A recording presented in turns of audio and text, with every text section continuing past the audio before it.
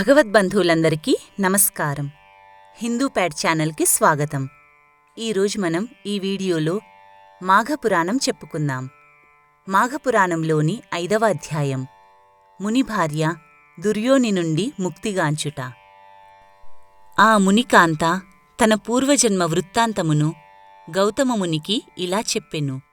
ఆర్యా, నేను పూర్వజన్మమున జ్ఞానసిద్ధి అనువాని కుమార్తెను, ప్రజ్ఞాముని యొక్క భార్యను. నా భర్త సమస్త ధర్మములను తెలిసినవాడు, ఆత్మజ్ఞాని, మంచి స్వభావము కలవాడు, దయగలవాడు, సమస్త జీవులకు ఉపకారము చేయువాడుగా ఉండెను. అతడు కావేరీ నదికి ఉత్తరపుటొడ్డున ఒక ఆశ్రమమును నిర్మించుకొని దానిలో నివసించుచు మాఘమాసమున శుచిగా స్నానమాచరించుచుండెను. ఒక రోజున నా భర్త నన్ను కూడా మాఘస్నానము వలన పుణ్యము కలుగుతుందని, పాపములు నశించుతాయని చెప్పి అందువలన తనతో కూడా స్నానమునకు రమ్మని, ఆ తీరమున విష్ణుప్రీతికై పూజను చేయుటకు గోమయము చేత అలికి పంచరంగుల ముగ్గులను పెట్టుమని, హరిసేవ చేయుమని, హరిపూజార్థము దీపారాధనకు ఒత్తులు చేయుమని, శ్రీవారికి ధూపము, దీపము, నైవేద్యము సమర్పింపుమని, ప్రతిరోజు ప్రదక్షిణా నమస్కారములను తనతో కూడా చేయుమని, ప్రాతస్నానము చేసి ఈ మహాత్మ్యమును కొంతకాలమైనను వినుమని, హరిపాదోదకమును సేవింపుమని, శ్రీహరిని పెక్కు నామముల చేత కృష్ణ, విష్ణు, ముకుంద, నారాయణ, జనార్దన, అచ్యుత, అనంత, విశ్వాత్మ అని కీర్తించుమని, కోపము, మత్రురము ఈ మొదలగు దుర్గుణములు చేరనీక సక్రమ పద్ధతిన ఈ వ్రతము గావించిన నీవు శాశ్వతమగు ముక్తిని పొందగలవు అని చెప్పిన నా భర్త మాటలను విని, నేను తిరిగి వినరాని మాటల చేతను నరకదాయమగు దుర్భాషల చేతను నా భర్తను నిందించితిని. విప్రుడా, మాఘమనగా నేమి? ఎక్కడి దేవుడు? విధి ఎవరు? ఫలితమేమి? ఎవడు చూచును? ధర్మ వ్యతిరిక్తమేమి? మాఘ ఫలితమెక్కడా? గతి ఏమి? ఈ నెలయందే సూర్యుడు మకర రాశియందు ఉండగా సూర్యోదయ కాలమునకు చలిలో పోయి చలిగాలిలో చల్లని నీటిలో నేను ఎలా స్నానము చేయగలను? మీరు చెప్పిన కర్మ విశేషములను నేను చెయ్యలేను. సూర్యుడు మిట్ట మధ్యాహ్నమున నెత్తిమీదకు వచ్చువరకు పర్ణశాల నుండి బయటకు రాలేను. అట్టి తరిచలిగాలిలో శీతలోదకములందు సూర్యోదయ సమయమున నేను స్నానము చెయ్యను. ఇట్టి చలిలో స్నానము చేసినా నా ప్రాణములుండనేరవు. కాబట్టి నేను స్నానము చెయ్యను. నీ మాటకంగీకరించి చలిచేత చచ్చుటకు నేను సిద్ధపడను అని ఈ ప్రకారంగా నేను భర్తతో పలుకగా, మాఘమాస ధర్మములను బాగుగా ఎరిగిన నా భర్త నిత్యమును శాంతస్వభావుడైనను నేను పలికిన దుర్భాషలకు కోపించి నన్ను శపించెను. ధర్మమునతిక్రమించిన కుమారుణ్ణి, దుర్భాషలాడు భార్యను, బ్రాహ్మణద్వేషుడైన రాజును తక్షణమే శాపముచేత దండింపవలెను. అందువలన నా భర్త నన్ను ఈ రీతిగా కృష్ణవేణీ నదీతీరమున జలశూన్యమైన అశ్వత్థ వృక్షము యొక్క తొర్రలో కప్పగా పడియుండుమని శపించెను. ఇట్లు శాపమునందిన పిమ్మట నాకుగల అజ్ఞానము తొలిగి కండ్లు తెరిచి భయముతో భర్త పాదములపై పడి అనేక రీతుల ప్రార్థించితిని. అలా ప్రార్థించగా నా భర్త నాకిచ్చిన శాపమునకు ఒక గడువు ఏర్పర్చెను. అది ఎట్టిదనగా, మాఘశుద్ధ దశమి నాడు నీవు ఎప్పుడైతే గౌతమమునిని దర్శించెదవో ఆ క్షణమందు నీకు శాప విముక్తియగును. మరియు ఆ మునివలన నీవు ఎప్పుడు మాఘమాస మహాత్మ్యమును వినెదవో ఆ క్షణమందే కప్పరూపము పోయి నీ పూర్వరూపమును పొందగలవు అని పలికి నా భర్త ఊరుకుండెను. వెంటనే నా సుందరమైన స్త్రీరూపమంతరించి కప్పరూపము లభించెను. పిమ్మట నేను విచారముతో నెదురుకొనుచు దాటుకొనుచు కృష్ణవేణీ నదీతీరమున గల ఈ అశ్వత్థ వృక్షమున నివసించితిని. నా శాపమునకు గడువు కాలము చెప్పెదను వినుము. ఇప్పటికి 10,000 గడిచినవి, 1,000,000 అరుణోదయములునూ గడిచినవి. పిమ్మట మీ దర్శన భాగ్యము కలిగినది. మీ వలన పురాణము వింటిని. మీ కరుణా కటాక్షము చేత కప్పరూపమును వదిలి స్త్రీనైతిని అని పలికిన ఆ వనితను చూసి గౌతమముని నవ్వుచు ఆమెతో ఇట్లనెను. భర్త మాట వినక మాఘమాస ఫలమును వినకయున్నందున నీ భర్త శపించగా ఆ శాపము వలన కప్పజన్మ కలిగింది. ఇంతకంటే వేరొక నరకహేతువు కలుగనేరదు.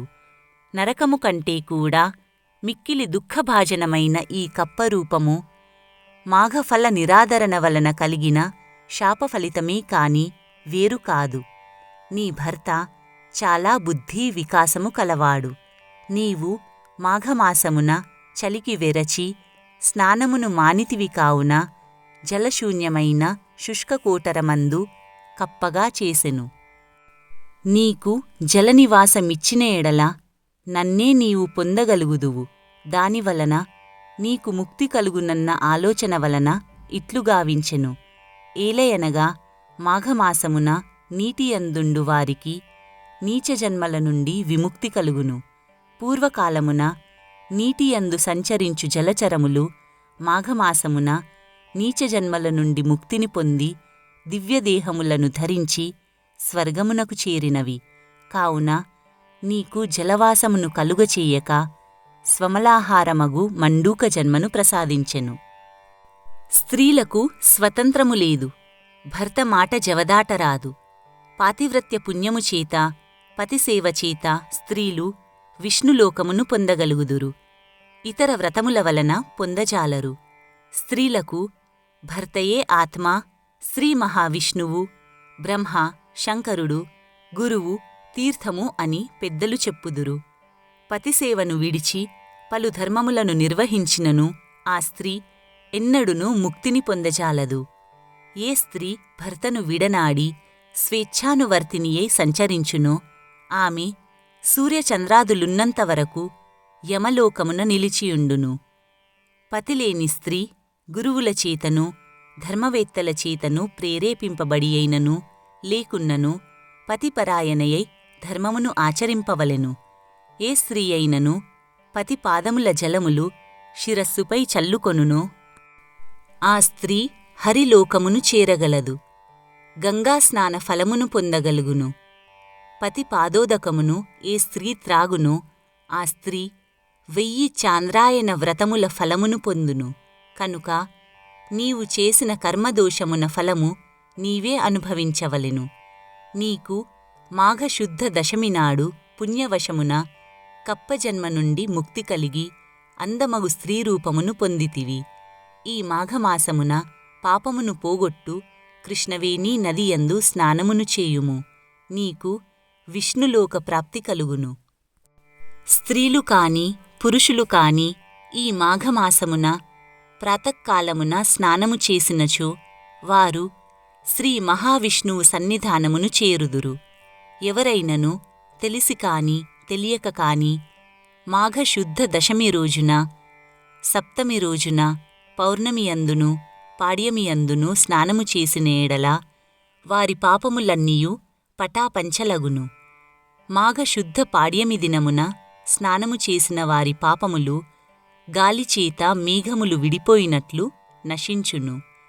ఎవరైతే మాఘశుద్ధ ఏకాదశి నాడు, ద్వాదశి నాడు స్నానము చేసి శ్రీహరిని పూజించి తత్సన్నిధానమున విష్ణుకథలను, మాఘమాస మహాత్మ్యమును సంతోషముగా భక్తితో వినునో వాని పాపములు నిప్పు తగిలిన గడ్డికుప్పవలె భస్మమగును. ఎవరైతే మాఘశుద్ధ చతుర్దశియందు కాని పౌర్ణమియందు కాని భక్తితో స్నానము చేసి మాఘమాసాధిదేవతయగు శ్రీహరిని ధ్యానించి 18 అప్పములు కాని పూరీలు కాని వేణు పాత్రయందు ఉంచి విప్రునకు దానమిచ్చునో ఆ పుణ్యాత్ముడు ఇహలోకమందు సమస్త సుఖములను అనుభవించి అంతమందు స్వర్గసుఖములను అనుభవించి శ్రీహరి ప్రసాదము వలన తిరిగి భూలోకమున చక్రవర్తిగా జన్మించగలడు. ఎట్లైనను స్నానము చేసి శ్రీహరి పూజ చేసి మాఘమాసమున శక్తి తక్కువ లేకుండా దానమును చేయవలెను. ఈ పుణ్యమైన మాఘమాస మహాత్మ్యమును నేను నీకు చెప్పితిని అని గౌతమముని ఊరుకుండెను. పార్వతీ వినుము. ఆ రాజు కృష్ణవేణీ నదీతోయములందు భక్తితో స్నానము చేసి శ్రీ మహావిష్ణువును పూజించి మాఘపురాణమును విని భూలోకమున పుత్రపౌత్ర సమేతుడై రథగజాశ్వ సంపదలతో తులతూగి రాజ్యసుఖములను అనుభవించి పిమ్మట మాఘస్నానమును చేసి గౌతముని దయవలన హరికృపవలన అంతమందు పునర్జన్మలేని వైకుంఠమును చేరి ముక్తిని పొందెను. ఆ మునికాంత కృష్ణవేణీ నదీతీరమున మాఘమాసమంతయు అచ్చటని శ్రీహరి పదధ్యాన పరాయణయై సూర్యుడర్ధోదితుడగుచుండగా ప్రతిదినము స్నానము చేయుచు భర్తృపదసేవా మానసయై మాధవ కథాసుధారసమును గ్రోలుచు కాలము గడిపి అంత్యమందు హరిప్రసాదము చేతను మాఘమహిమ చేతను ఇంద్రాది దేవతలకు కూడా నలవికాని వైకుంఠము చేరెను. మాఘమాసమున చేసిన తపస్సు బుద్ధికి మిక్కిలి ఫలితమునిచ్చును అని విద్వాంసులు చెప్పుదురు. సూర్యోదయ కాలమున మాఘమాసమందు చేయు స్నానము సమస్త కోరికలను నెరవేర్చును, సకల పాపములను హరించును, సర్వభయములను పోగొట్టును. పర్వత సమూహముల వంటి పాపములైనను మాఘస్నానము వలన వజ్రాయుధము చేత నరకబడినట్లు మాయమై మాఘస్నానము చేయని మానవులందు రహస్యముగా నున్నవి. బలముగల వాయువు వలన మబ్బులు నశించునట్లు, సూర్యుని వలన చీకట్లు పోవునట్లు మాఘస్నానము వలన పాపములన్నీయు నిర్మూలములగును. మిగిలియున్నవి మాఘస్నానమెరుగని మానవులందు అణిగియుండును. ఎన్ని వ్రతములు చేసినను మాఘమాస స్నానముతో సమానము కానేరవు. కావున మానవుడు ప్రయత్నపూర్వకంగా మాఘస్నానమాచరించవలెను. పార్వతీ, నీకు ఈ రీతిగా దుఃఖనాశకరమును సుఖప్రదమును అగు మాఘమాస మహాత్మ్యమును చెప్పితిని. దీనిని విన్నవారు పఠించువారు సమస్తమైన యజ్ఞములను చేసినందువలన కలుగు ఫలమును పొందగలుగుదురు. ఇందులో సందేహం లేదు. ఒకమారు దైవవశము చేత మాఘమాసమునందు స్నానమాడిన శూద్రుడు అతని భార్య సద్గతిని పొందినట్లు విష్ణులోక ప్రాప్తిని చెందుదురు అని పరమేశ్వరుడు చెబుతుండగా పార్వతీదేవి, నాథా, శూద్రుడు అతని భార్య మాఘస్నానమెట్లు చేశారు? వారేమి పాపం చేశారు చెప్పుమని అడిగెను. అప్పుడు శంకరుడు, పార్వతీ వినుము. పాపనాశనకరమగు ఈ కథను నీకు చెప్పెదను, విని ఆనందింపుము.